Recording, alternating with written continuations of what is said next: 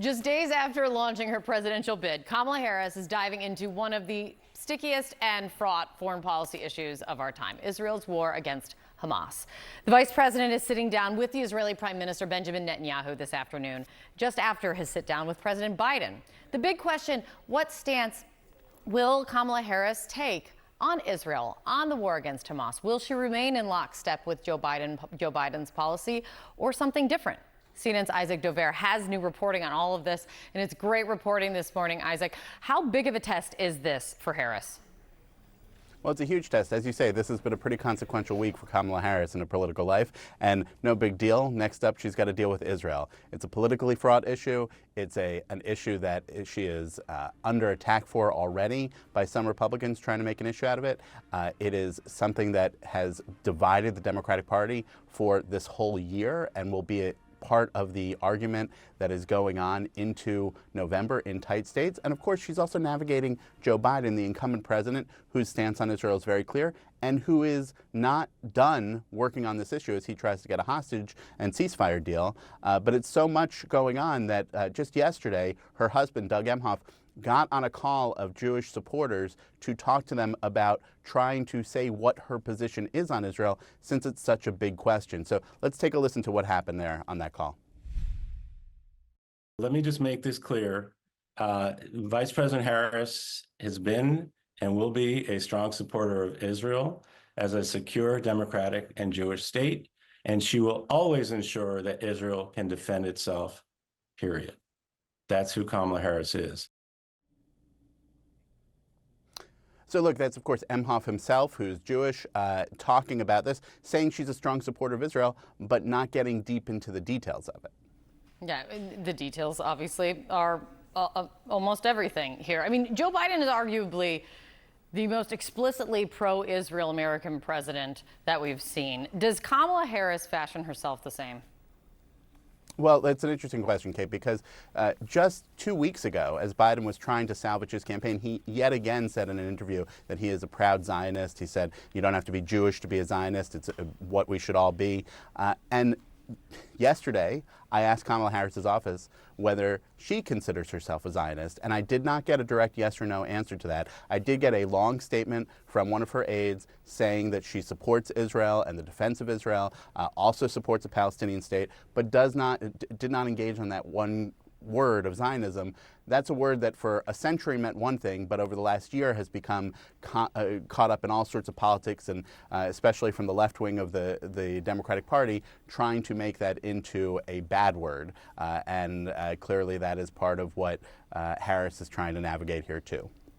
Isaac, great reporting on this. Arguably, I think we'd said it earlier, the meeting with Joe Biden, important, of course, the current president, but arguably the more important sit down today would be the Israeli Prime Minister sitting down with the VP now. It's good to see you. Sarah. It's a great point. Washington Post columnist Josh Rogin is joining me now to discuss more on this. You just heard from Isaac Dover, Kamala Harris is meeting with Netanyahu today. She was the first person in the Biden administration to publicly call for a ceasefire. Do you expect her to be harder on Netanyahu than Joe Biden has been?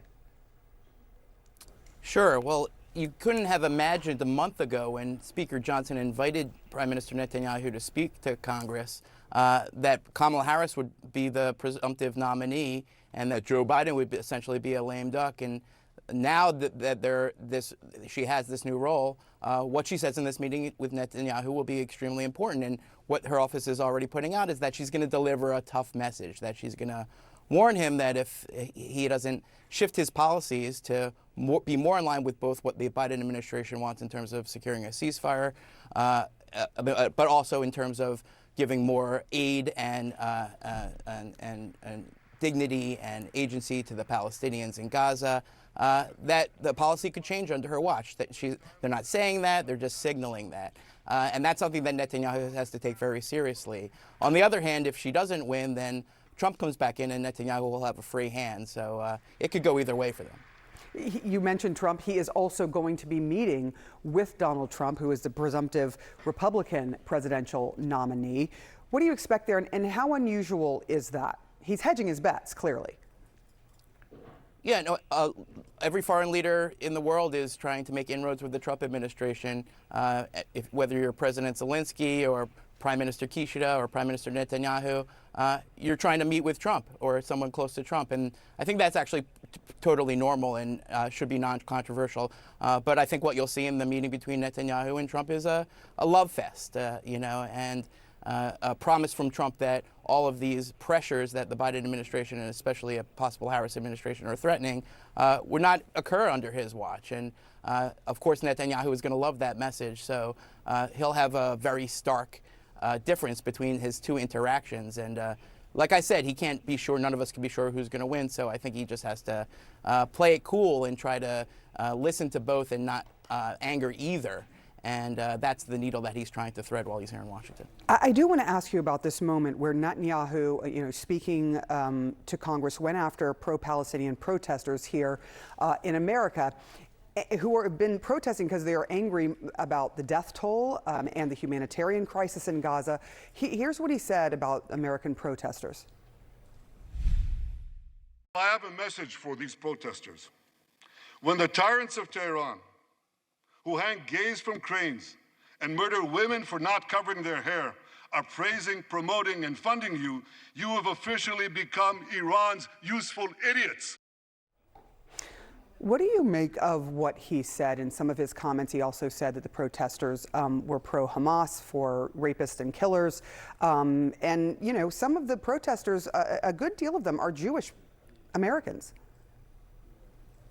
Right. I mean, I've been talking to protesters in Washington about this for the last 10 months, and a very small portion are those who actually support Hamas or what they're doing. The vast majority have what I consider to be legitimate concerns with Israeli conduct during the war and the treatment of Palestinians, and that's shared. Those concerns are shared by a lot of Israelis, not just Jewish Americans like this Jewish American, but a lot of Israelis and every age group on the ground. So Netanyahu, I think, missed an opportunity to acknowledge that these are legitimate concerns and denigrated these protesters, and I don't think that's good for Israel or for the Palestinians, to be honest. Josh Rogin, thank you so much for bringing your perspective here to us this morning.